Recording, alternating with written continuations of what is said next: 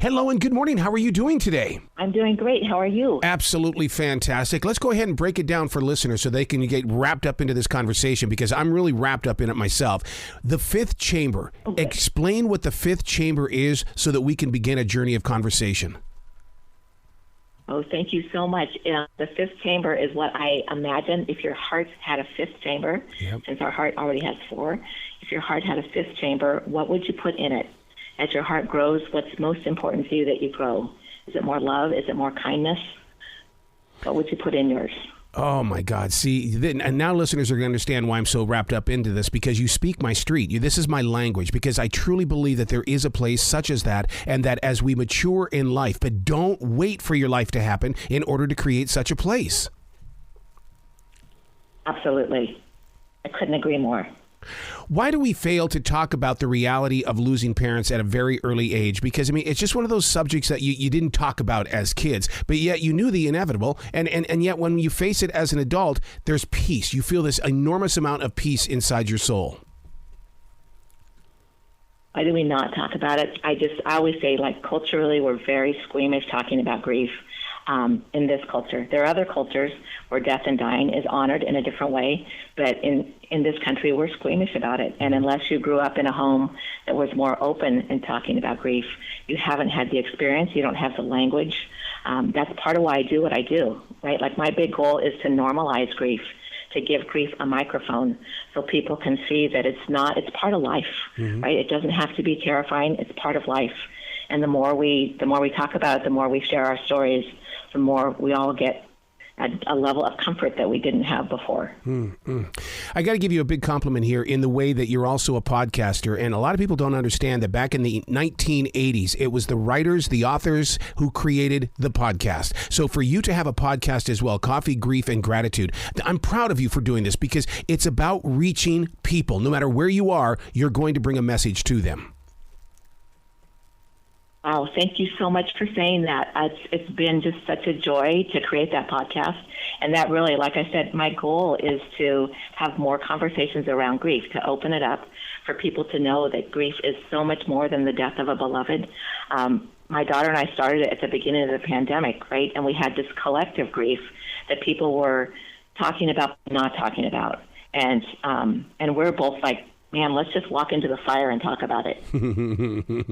Now, when you speak of grief, I mean, because so many people have their own definition. They're not picking up dictionary.com and finding out what the true meaning is. Grief entails a lot of things, does it not?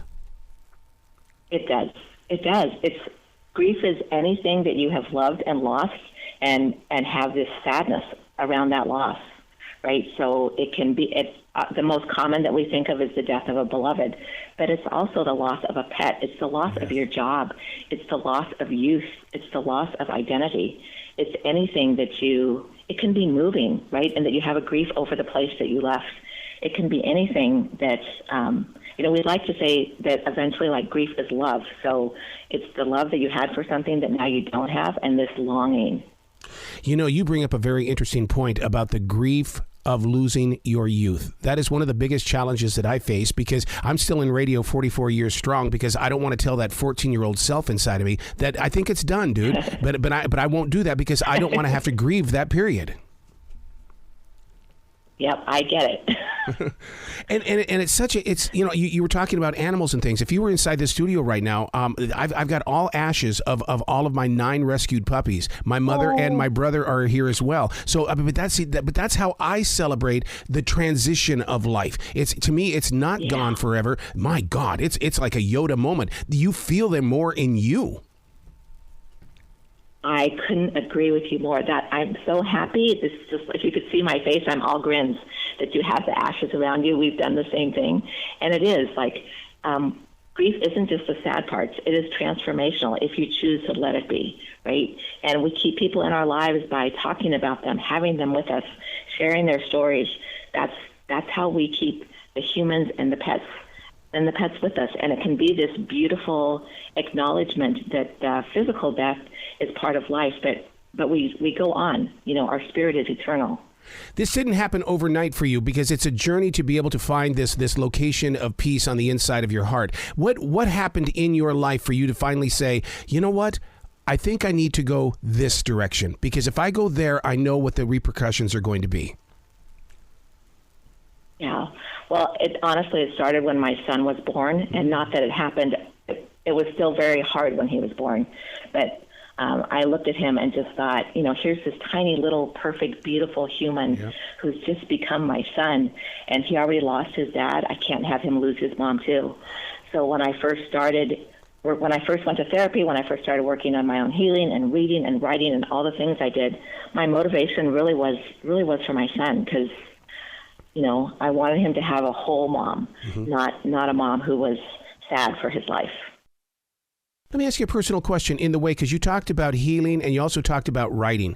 Are you a journaler? Do you put things in a journal for him to hold on to and for his generations beyond him to have? Absolutely. I'd like to say that writing is how I saved myself. Yep. I journaled every day. I journaled in the morning. I journaled at night. I created stacks and stacks of journals. I've really encouraged people to journal. It's a beautiful place to have a relationship with yourself on the page, and it can be totally private for you, or you can end up sharing it. When I started writing my book, I had this illusion that I had a book because I had all these journals, and that wasn't true. The journals were just like the research for my book. Isn't that the truth? Isn't that the truth? Because and what I wish listeners would understand is that when you walk into the room where your journals are, all of that energy is still within those pages, and you can feel it. I mean, it is there. Oh, I love that you said that. It's true. It is true. And it's, for me, that the difference of like journaling and then writing the book is that I wrote the book from my scar, not from my wound. Oh, my God. And the journal writing was definitely from my wound. Oh, my God. Do we know each other? I mean, we're speaking the same street here. I think so. We are. I'm so happy I got to have this conversation with you. And see, and that is my connection to the fifth chamber, because you're speaking a language that so many people are going to say, I can do this. I really can do this. I realize there's going to be change and challenge, but I can do this. Absolutely. I mean, it's really important to me that people hear that it's hard, right? Yeah. Grief is hard, but you can do it. Like, I like to say, I'm not special. I'm a human who had this horrific thing happen, but I chose to heal. I chose to step into the rest of my life and create a beautiful life. I like to say that widowed is what happened to me. It's not who I am. Yeah. In fact, you write about that. In 2022, 60,000 children in the United States alone under the age of 6 had single widowed mothers. That is so haunting. It is. Yeah, and we don't always hear about it. No, we don't. But we see it in public, and we don't want to talk about it. It's like, you just want to go and embrace the family. A mother with like 4 or 5 kids around her. Where's the dad? What's going on here? Can we come together as a community and love each other?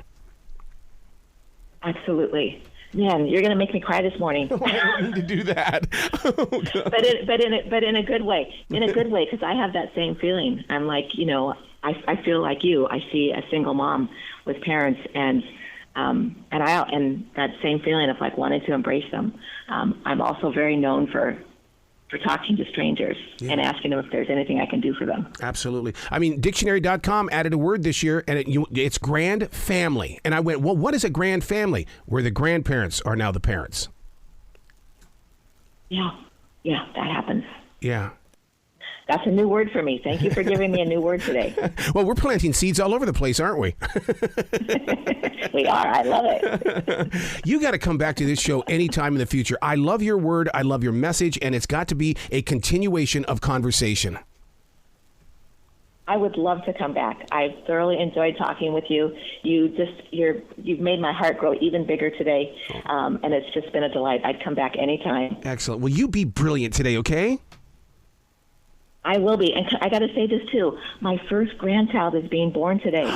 How beautiful is that? How beautiful is that? Because on a podcast, you know that in 50 years, someone's going to hear you say exactly that, and they're going to go, oh, my God, I got to find out what that child did. I know. I'm just so, my heart is all gooey. I'm so thrilled.